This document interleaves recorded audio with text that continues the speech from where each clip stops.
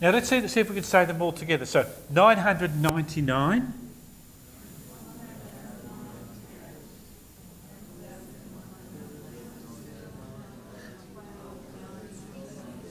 Okay, so what we might say is just to make it a little bit easier, we might say, call this one, it's 1296.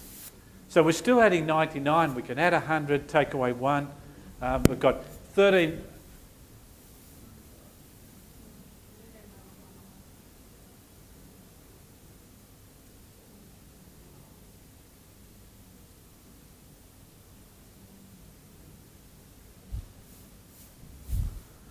It's got a mental sort of thing. Is that right? Have I done this right?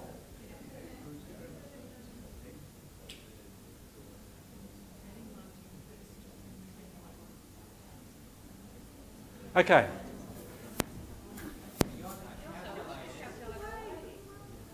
No, so it's what?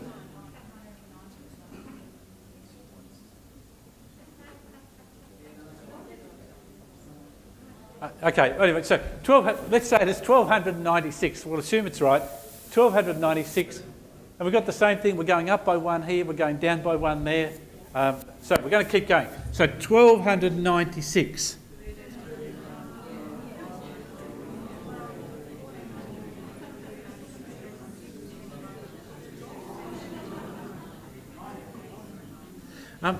Now, what I guess I'm trying to doing, this one obviously is harder than you would do with the kids, but it's to try and say, okay, there's actually something that's quite important that's happening here. This quick processing, this looking for the pattern, this trying to find a way to describe it, to learning a rule and then trying to apply it straight away in a context that's completely unconfrontational.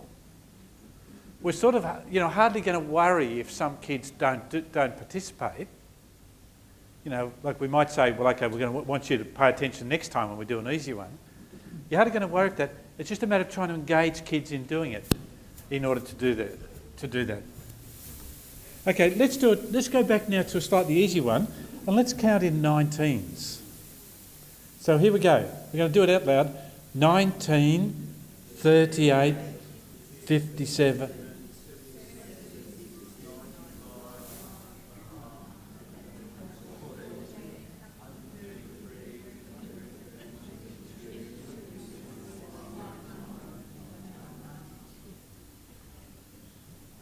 209, 228.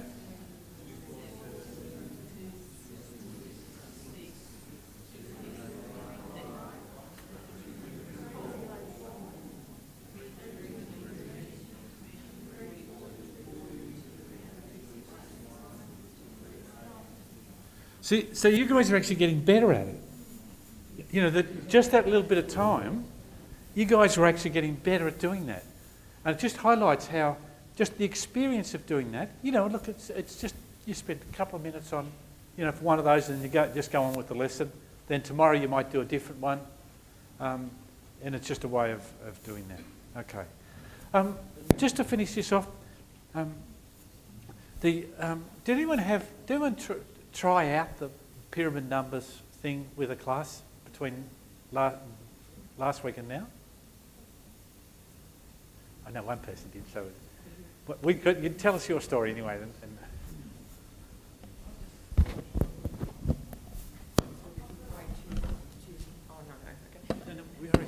It's because we're taping it.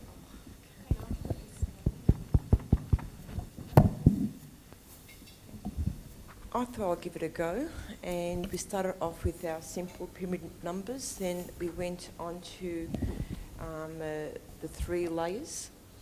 And I did the one that you had on your PowerPoint, the one with 3 consecutive numbers. And the students did it. They explained what they did.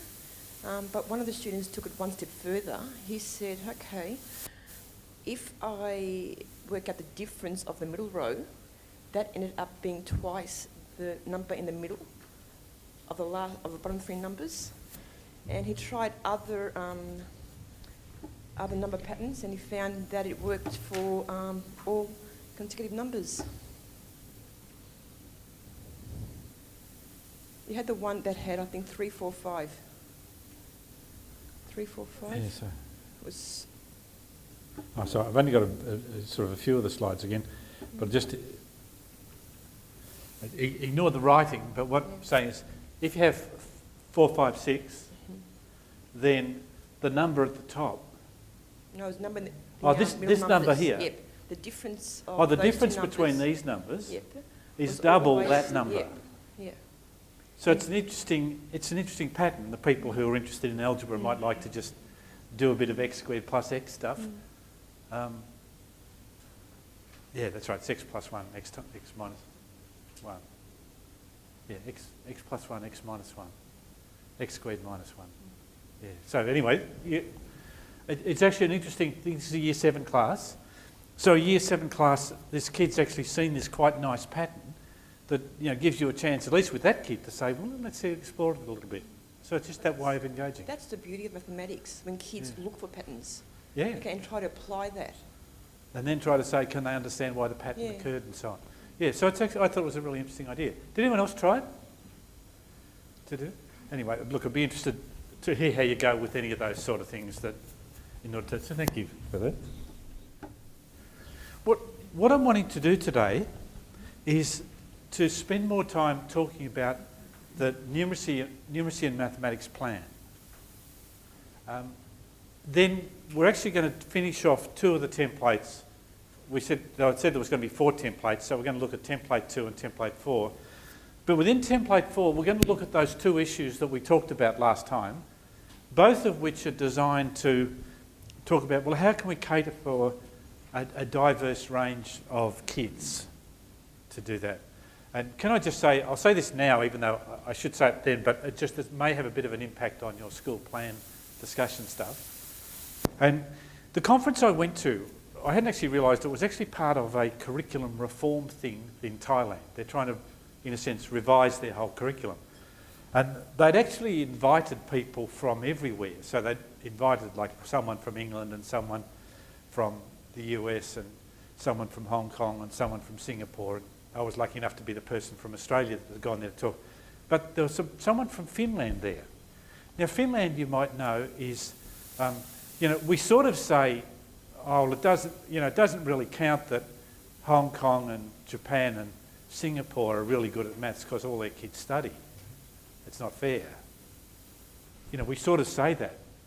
But Finland, they're not kids who study. They've got kids like ours, and they're the best. And so you've got to say, I wonder why they're the best.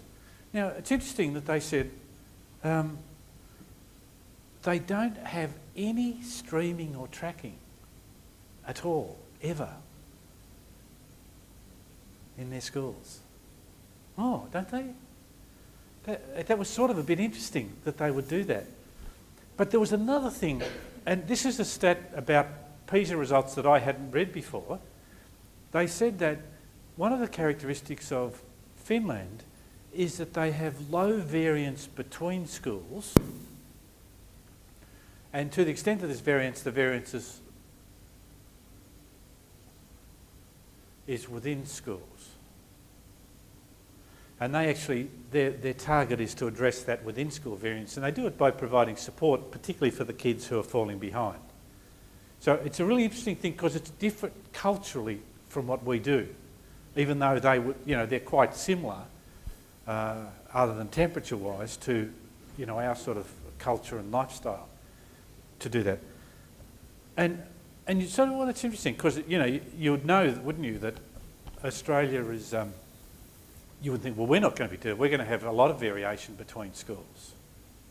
Not only we've got schools in the metropolitan and rural areas, we've got government schools and private schools, because we've got a higher percentage of private schools than anywhere. And in fact, if it's true that something like now 50% of secondary school age kids are not in government schools, if that's true, and I understand it is true,